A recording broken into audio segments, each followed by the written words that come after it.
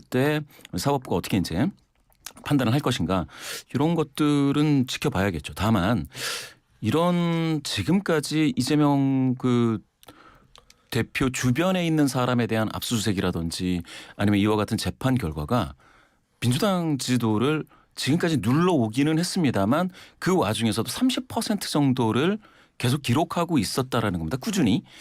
이거는 이제 여러 조사 결과 전화조사를 이제 종합해서 말씀드리니까 어떤 특정 조사를 말씀드리는 건 아닙니다. 이게 거의 2022년서부터 지금까지 대략적인 평균이 이제 그렇다라는 말씀인데요.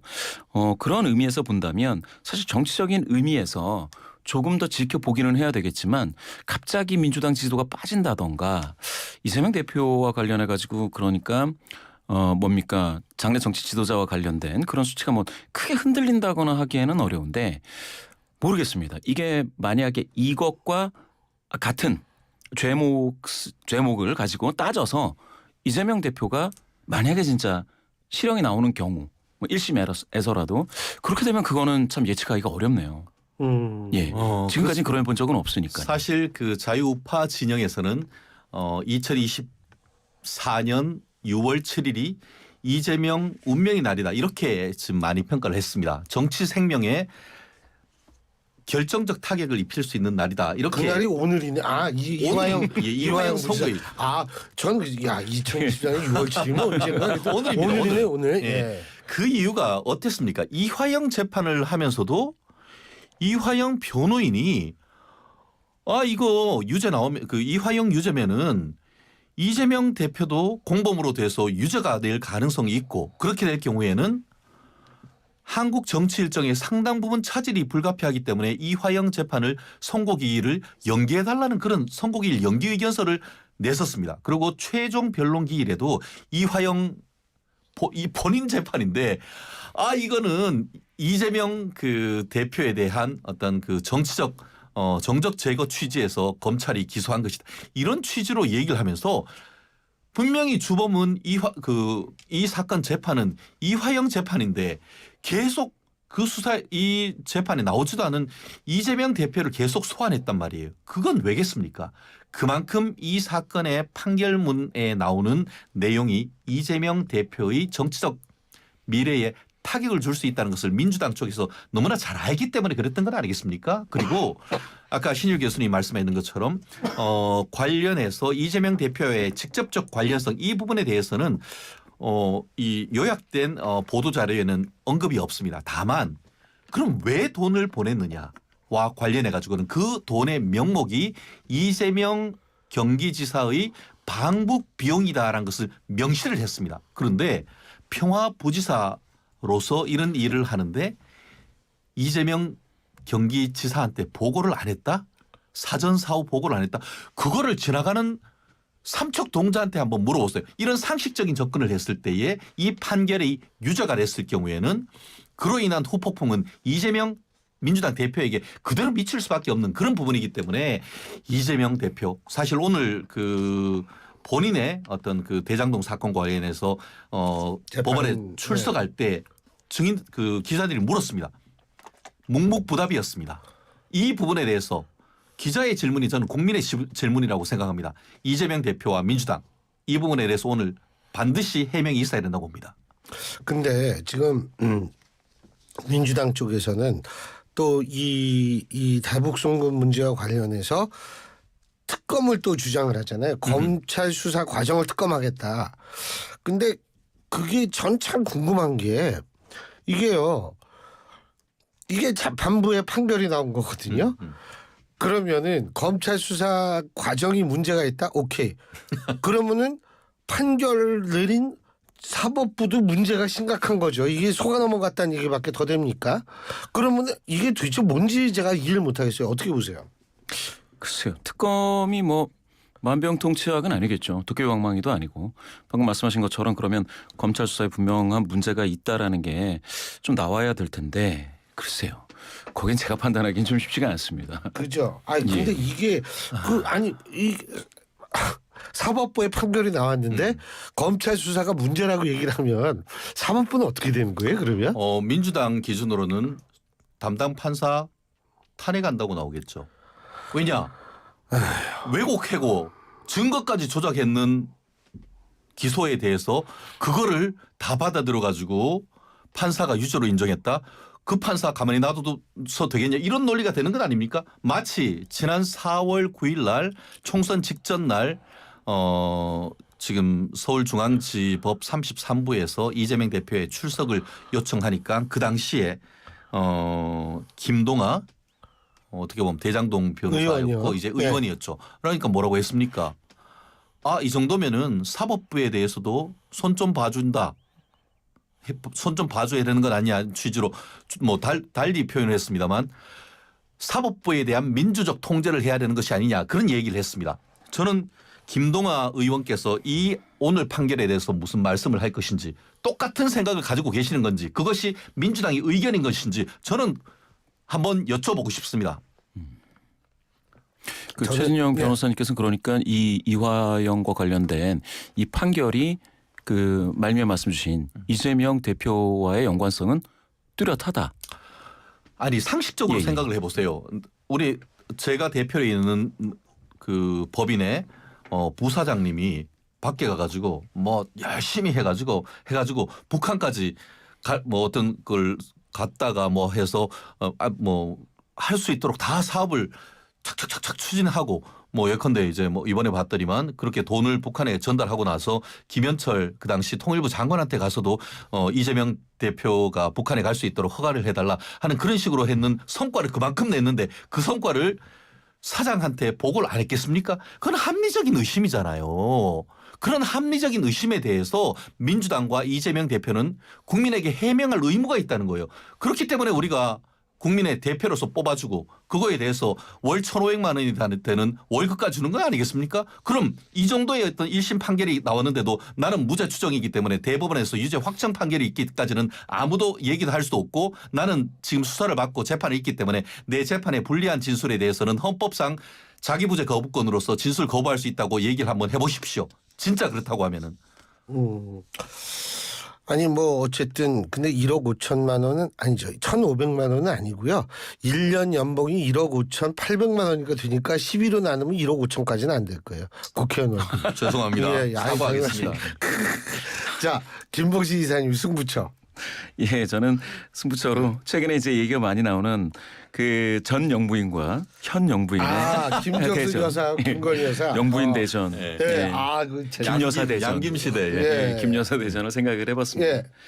사실 이게 이제 승부처라고 이제 말씀을 드리는 거는 김건희 여사와 관련된 이제 의혹이라든지 이런 게 많이 있었는데 갑자기 이제 여권에서 김정숙 여사와 관련된 것도 이제 등장을 했지 않겠습니까? 호화 기내식이라든지 예, 이런 얘기들 이제 많이들 나오고 있는데 아니 저는 그냥 지금까지 그러면 예, 영부인들이 드신 거 있잖아요.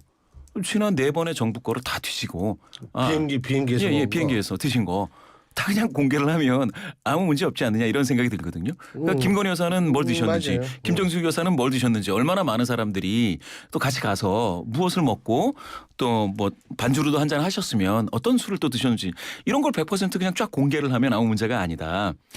그런데 저는 이 영부인 대전 김여사 대전이 그래서 어떻게 갈 것인가로 따진다면 옛날 영부인보다는 현재 영부인한테 타격이 더 있을 수는 있다라는 생각은 가지고 있습니다. 왜냐하면 사람들이 과거에 뭐 했던 사람에 대해서도 뭐 밝히고 거기에 대해서 비판하길 좋아하는데 현재 권력에서도 마찬가지거든요. 그러면 무게의 중심을 따지면 이 영부인 대전은 흠집이 누가 더 많이 날 것이냐. 둘 다 이제 아주 큰 상처를 받는다 치더라도 김건희 여사도 그러면 난 뭐 먹었다 이런 걸 다 공개해야 되는 거 아니겠습니까? 그러니까 똑같아지는 거죠.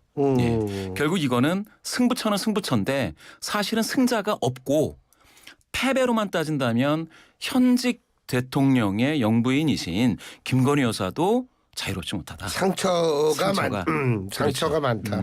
예. 사실 형사사법 체계에서 가장 좀 비겁한 주장이 왜 나만 갖고 그럽니다. 예. 송영길 소나무당 대표가 했던 항변이 왜 나만 그래 나만 갖고 그래 항변 아니었습니까? 다른 사람도 다 얘기하는데 왜 나만 돈 봉투 준 걸 가지고 그래라는 게 송영길 소나무당 대표의 항변이었던 걸로 기억합니다. 그러면은 내가 안 했으면 안 했다라는 것으로 입증을 해서 거기에서 어떻게 보면은 클리어하게 본인의 어떤 혐의에 대해서 소명하면 되는 겁니다. 마치 이것도 마찬가지예요. 갑자기 타지마할 이제 특검 주장을 하니까 왜 나만 갖고 그래? 그렇게 하면서 우리 현재 있는 김 여사님은 이렇게 얘기하는 것 자체가 저는 그런 것 자체가 본인이 떳떳하지 못하는 것을 저는 얘기 스스로 항변하고 있다라고 보는데 저 또한 그렇게 얘기합니다. 요즘 제2의 타진요가 있습니다. 타지마할의 진실을 요구합니다. 저는 정말 타지마할의 진실을 요구하는데요. 오늘 같은 경우에는 보니까 도종환 전 장관과 다가 그타로 변했네요. 타지마할 진실을 정말 요청하고 싶은데 진실이라고 하면서 요청을 했는데 뭐 계속 지금 사실관계를 밝히고 있어요. 또 어디에서 그걸 밝혔는지 옛날에 밝히면 되지 이제 와서 왜 오늘에 와서 이렇게 어떻게 보면은 밀리다가 그걸 내는지 모르겠습니다. 그리고 저는 그 내용 또한 믿기 조금 어려워요. 아무리 거기에 이제 보관하는 비용이 뭐 2천 몇백만 원 하는데 저는 그거 납득하기 어려워요. 그렇다고 하면은 그 똑같은 논리라고 하면은 다른 일반 항공기에서도 가격이 그만큼 높아져야 된다고 생각을 합니다. 그런데 거기에 적게 타는 것도 아니에요. 아까 신유 교수님 얘기하는 것처럼 38명이 수행단이 됐고 거기에 탔던 분들이 다 합쳐가지고 50 몇 명이 됐다라고 한다고 하면은 그것이 다른 비행기에 탔던 사람들과의 어떤 차이가 크게 있습니까? 그리고 무슨 서울 성남공항이 김포공항하고 무슨 수천 킬로 떨어져 있습니까?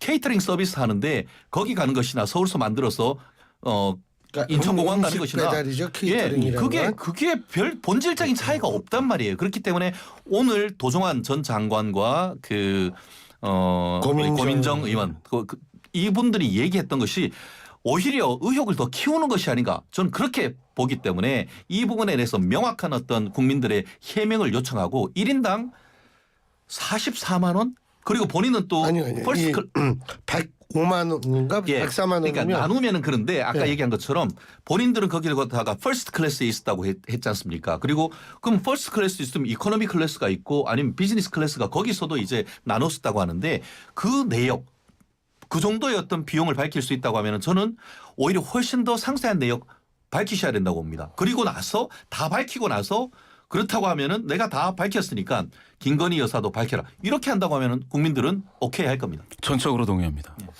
근데 질문 하나만. 예. 허위 사실 유포에 의한 명예훼손으로 고소를 하잖아요. 예. 그럼 그 허위 사실을 본인이 이게 허위 사실이라는 걸 증명해야 돼요? 그렇기 때문에 저는 그렇기 때문에 만약에 분명히 윤건영 의원을 통해 가지고 형사 조치를 한다라고 했는데 저는 제일 궁금한 게 그게 허위 사실 적시에 의한 명예훼손으로 고소를 할지 사실 적시에 의한 명예훼손을 고소를 할지 저는 굉장히 그게 좀 궁금하거든요.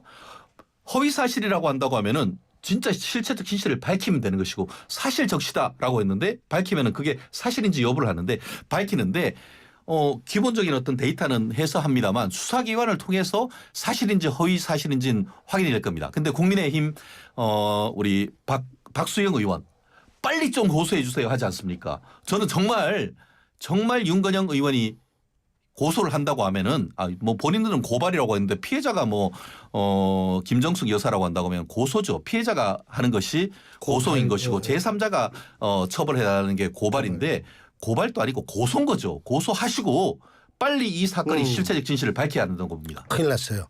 승부처. 승부처. 네. 짧게 얘기하겠습니다. 네.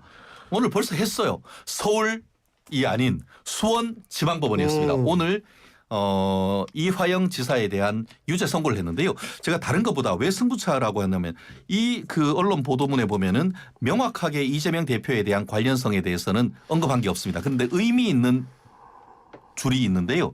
양형과 관련해서 이렇게 돼 있습니다. 수사기관에서부터 법정에 이르기까지 범행 일체를 부인하고 그다음이 중요합니다. 비합리적인 변명으로 일관하여 엄벌이 불가피한 점 이렇게 했습니다.